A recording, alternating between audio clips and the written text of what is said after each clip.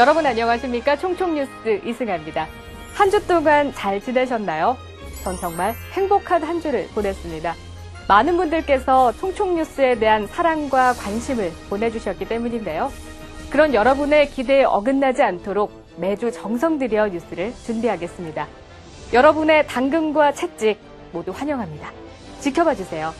자, 그럼 이번 주 총총뉴스 힘차게 출발할까요?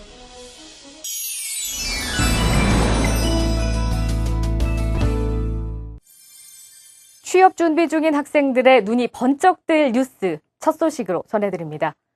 정부가 올해 중동 지역으로 해외 취업과 인턴, 봉사단 파견 등을 적극 지원하기로 했는데요. 그렇다면 정부는 왜 중동 지역으로 청년들의 일자리를 확대하는 걸까요? 양지연 고용정책팀장의 설명 함께 들어보시죠. 최근에 고유가 등으로 중동 지역이 제2의 중동 붐으로 최고의 호황을 누리고 있습니다. 그래서 이 기회에 우리 청년들이 중동에서 일자리를 구하고 장기적으로는 또 중동 지역 전문가들을 육성하려고 하는 게 정부의 생각입니다. 아, 그렇군요. 지난해보다 2배 이상 증가한 규모인데요. 취업에 550명, 인턴 422명, 해외 봉사단에 275명 등 모두 1247명의 중동 진출을 정부가 지원합니다. 5월과 10월엔 중동 취업 박람회를 열어 중동 지역에 있는 한국 기업과 항공사 등을 초청해 현지 취업을 적극 도울 계획입니다. 또 중동 지역 종합 정보망을 오는 8월까지 구축할 예정인데요. 이렇게 되면 중동 관련 정보를 한눈에 볼 수 있어 일자리를 원하는 사람과 인력을 원하는 기업을 손쉽게 연결해 줄 수 있지요. 뿐만 아니라 해외로 진출하는 건설 근로자에 대한 국외 근로소득 비과세 한도도 상향 조정해서 보다 많은 인재가 참여할 수 있도록 적극 지원할 방침입니다. 다음 소식입니다. 중국집 배달부로 일하며 고시원 쪽방에 살면서도 어려운 형편의 아이들을 도왔던 기부천사, 고 김우수 씨를 기억하시나요? 당신 신체의 모든 것을 남기고 가신 김수환 추기경님. 지금도 남을 위해 목청을 돋우는 가수 김장훈 씨. 모두 우리 사회 기부천사들이죠. 그런데요, 이제 정부가 이렇게 사회적으로 확산되고 있는 나눔 활동을 뒷받침하기 위해 발벗고 나섰습니다. 지난 13일엔 임종용 국무총리 실장 주재로 제1차 나눔 활성화 정책협의회가 열렸는데요. 정부는 올해 나눔기본법을 제정하고 나눔 참여자와 나눔을 필요로 하는 것을 체계적으로 연결할 수 있도록 나눔 포털도 구축하기로 했습니다. 정부는 또 기부제도 활성화를 위해 기부연금제도 등을 개발할 예정인데요. 기부연금제도는 기부자의 노후에 대한 불안을 해소하기 위해 기부자가 현금이나 부동산 등을 기부하면 본인 또는 유족에게 기부가액의 일정액을 정기적으로 지급하는 제도입니다. 총리실은 앞으로 정부의 나눔 활동을 총괄 조정하면서 우리 사회의 나눔 활동이 한 단계 업그레이드 될 수 있도록 지원을 아끼지 않을 예정입니다. 세계 인구의 13%인 9억 명이 깨끗한 물을 마시지 못하고 세계 인구의 40%인 39억 명이 물 부족 지역에 거주하게 될 것이란 비판적 전망에 대해 여러분은 어떻게 생각하십니까? 또 어떤 노력을 하고 계십니까? 김황식 국무총리는 지난 10일부터 닷새 동안 프랑스 마르세유에서 열린 제6차 세계 물포럼에 참석했는데요.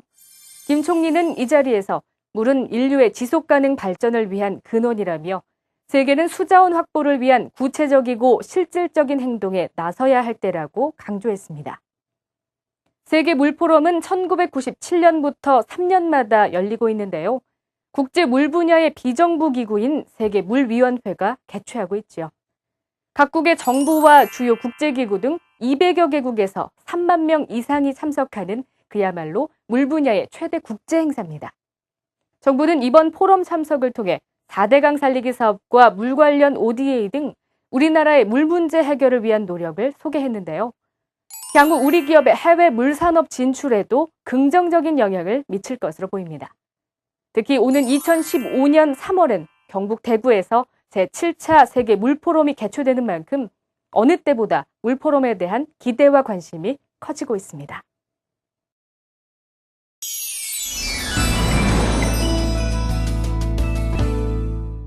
지난주에 예고해드린 대로 이번 주 총총걸음에선 한때 인터넷 게임 중독에 빠졌다가 이를 극복하고 명문대에 입학한 이대보 군을 만나봤습니다.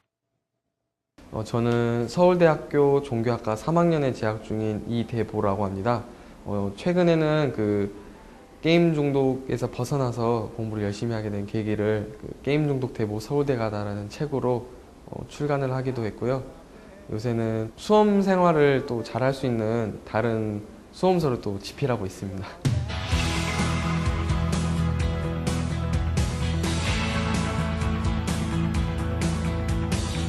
아마 초등학교 2학년 때부터 게임에 빠졌던 것 같습니다.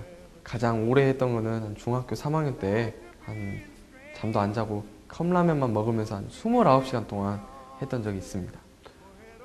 게임과 현실의 그런 어떤 잔인한 괴리를 발견한 이후로 좀 정신을 차렸던 것 같아요. 사실 저희 아버님께서 조금 일용직 근로자셔가지고 굉장히 어렵게 일하고 계시거든요. 당뇨 때문에 일도 잘 못하고 그러세요. 근데 제가 한창 철없을 때는 게임만 하다가 아버님께서 이제 다치신 것도 몰랐어요. 그러니까 지금 현실 세계가 게임이라면 내가 아버님을 뭐 치료해 줄 수 있을 텐데, 뭐 물약이라도 줄 수 있었을 텐데, 아, 게임과 어떤 현실은 다르구나. 그때 이후로 좀 게임이 되게 허무했고 공부를 열심히 해야겠다라고 생각했죠. 아이들이 게임에 빠져들 수밖에 없는 그런 현실이 가장 문제인 것 같아요.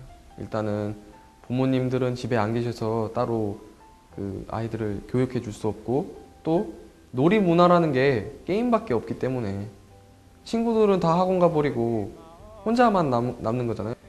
그렇기 때문에 이게 좀 근본적으로 바뀌지 않는 이상 어떤 정책이 나와도 자연스럽게 청소년들은 게임에 빠질 수밖에 없을 것 같아요. 어떤 대안 문화를 만들어내는 그런 재정적인 지원이 필요하다고 생각해요. 사실 그래서 어떤 방과 후 학교에 다른 취미 생활을 할 수 있도록 학생들에게 지원을 해주는 거죠. 축구라든지 어떤 다른 운동, 혹은 뭐 악기 연주, 아니면 뭐 공연 관람, 이러한 그런 취미 생활을 이제 지원해주면서 청소년들이 게임 이외에 다른 재미를 얻을 수 있게 한다면 게임 중독에서 벗어날 수 있는 좋은 그런 정책이 되지 않을까 싶습니다. 우리 친구들이 지금 내가 발 디디고 있는 세계가 진짜 세계이고 게임 속 화려한 캐릭터가 진짜 영웅이 아니라 바로 내 자신이 영웅이라는 것을 알아줬으면 좋겠습니다.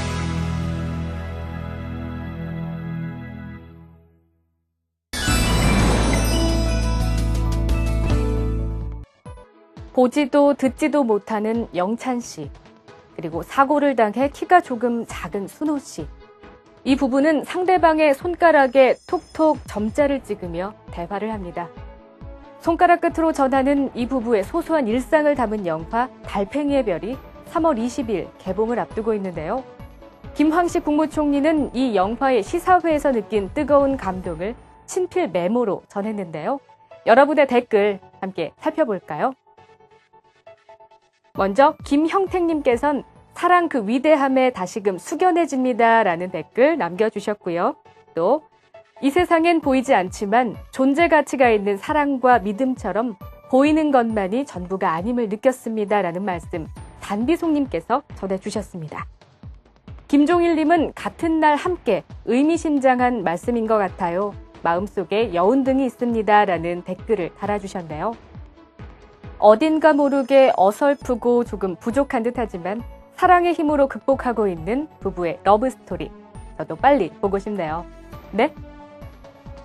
네. 여러분도 궁금하시다고요? 그러실 것 같아서 준비했습니다. 에필로그 영상 함께 볼까요? 너의 그 한마디 말도 그 웃음도 나에겐 커다란 의미 너의 그 작은 눈빛도 쓸쓸한 뒷모습도 나에겐 힘겨운 약속 너의 모든 것은 내게로 와 풀리지 않는 수수께끼가 되네 슬픔은 간이 역에 코스모스로 피고 스쳐 불어온 넌 향긋한 바람 나 이제 뭉게 구름 위에 성을 짓고 널 향해 창을 내리 바람 드는 창은 너의 그 한마디 말도 이번 주도 열심히 뛰고 또 뛰느라 모두 고생 많으셨습니다. 총총뉴스는 이런 여러분의 하루를 응원합니다. 대한민국 국민 모두가 행복해지는 그날까지 여러분을 향한 응원 멈추지 않겠습니다. 다음 주엔 더욱더 알찬 내용으로 찾아뵙도록 하겠습니다. 시청해주신 여러분 고맙습니다.